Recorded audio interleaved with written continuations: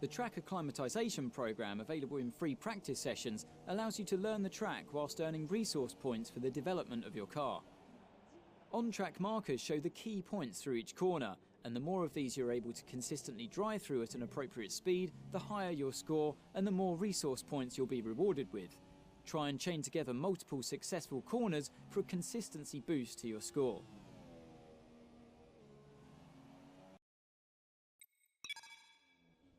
Consistency over a long distance is vital in Formula 1, so being able to manage tyres and reduce tyre wear is a useful skill.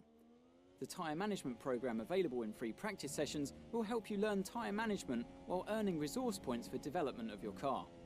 Be careful on the controls to reduce the amount of tyre slip and therefore wear. The better you can do this, the higher you will score and the more resource points you'll receive. You'll need to balance tyre management with speed, as you must stay under the target lap time.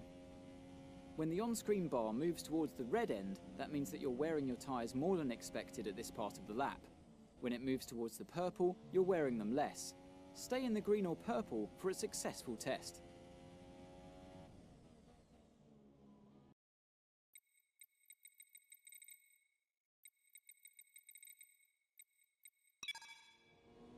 The qualifying pace program available in free practice sessions challenges you to beat a target time that corresponds to an expected position on the starting grid. Complete 3 flat-out laps on the fastest tyre compound to set the best time you can, and you'll earn resource points for hitting your target.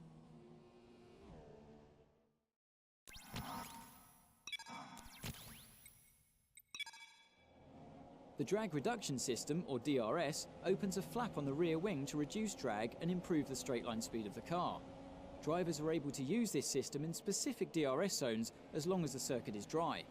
There are no additional restrictions to DRS use in practice and qualifying.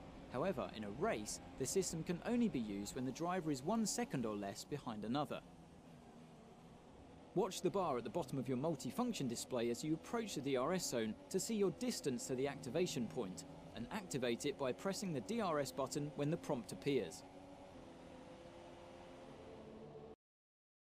The multifunction display is a vital tool to give drivers control over their cars and make important information visible during a race.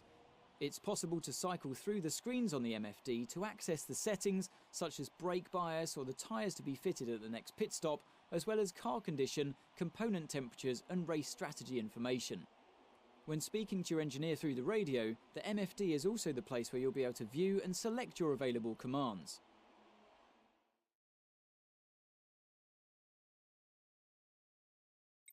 The safety car may be deployed if there's an incident or if the conditions are too dangerous to drive in.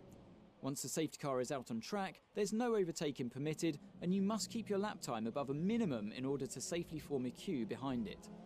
You can judge your pace using the delta element of the on-screen display. Ensure you drive slowly enough to keep it positive. Once a line has formed, the safety car will re-enter the pits. Remember that there's no overtaking until the green flag's at the first safety car line. If the incident is less severe, the virtual safety car may be deployed. It's not necessary to form a queue under the VSC, but just stay above a certain delta time and obey yellow flag rules until the virtual safety car period comes to an end.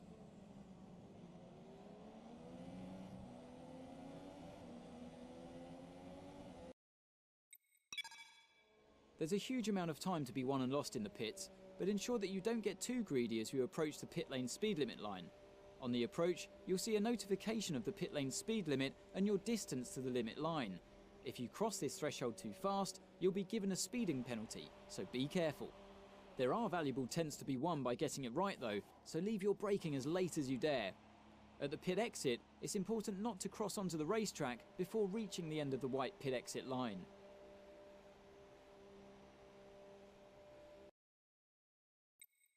Tyre selection is a critical issue in Formula 1, and the current tyre regulations give individual drivers more freedom than ever.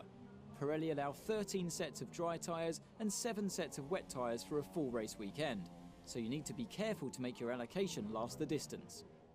From the dry sets, 3 are pre-selected by Pirelli and marked as mandatory for Q3 in the race, but drivers can adjust their allocation for the other 10 sets from the 3 available compounds. Just remember, during the Grand Prix, every driver must use one of Pirelli's mandatory tyres plus 1 set from a different compound. The formation lap is an opportunity to practice your race start and put some energy through your tyres and brakes to get them up to the optimal temperature for the beginning of the race. When the light goes green, pull away from the grid and stay in position, making sure to keep your car in good condition as you drive a lap at a steady but consistent pace in order to prepare for the start of the Grand Prix.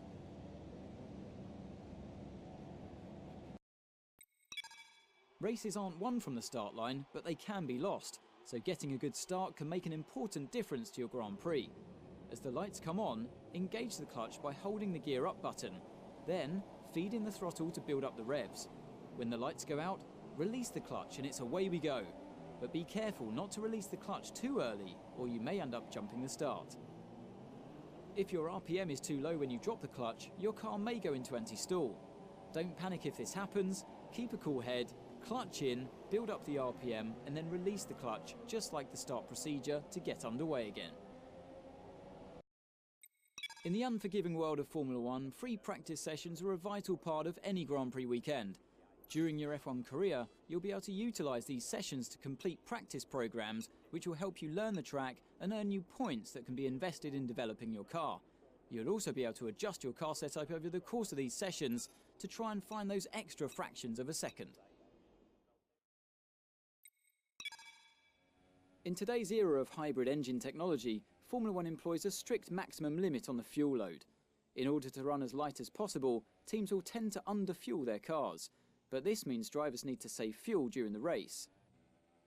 Fuel saving can be achieved through certain engine settings or by using a technique called lift and coast. This technique involves lifting off the throttle a few meters before the normal braking zone and allowing the drag from the air to begin the process of slowing the car. This reduces the amount of fuel used while keeping the speed relatively high. The best place to employ lift and coast is at the end of a long straight into a heavy braking zone. The race strategy program is all about developing a personal race strategy. This test will help the team to understand how much fuel is required and also the best tyre policy to employ for the race. The results are determined from data which is directly affected by your driving style, so managing your fuel and tyre wear during the test, for example, will result in a strategy that caters to these qualities. Keeping up with the development race is vital for continued success in Formula One, but resources are limited, so choose carefully where you allocate them. Throughout your career, you will earn resource points, and there are 4 departments of car development in which you can spend them: chassis, aerodynamics, powertrain, and durability. At any one time, each of these can be tasked with researching a new part and, in some cases, improving their infrastructure. Higher levels of upgrade will cost more and take longer to complete, but the performance gains will be significant. You'll need to find the right balance to suit your needs and maximise performance throughout the season.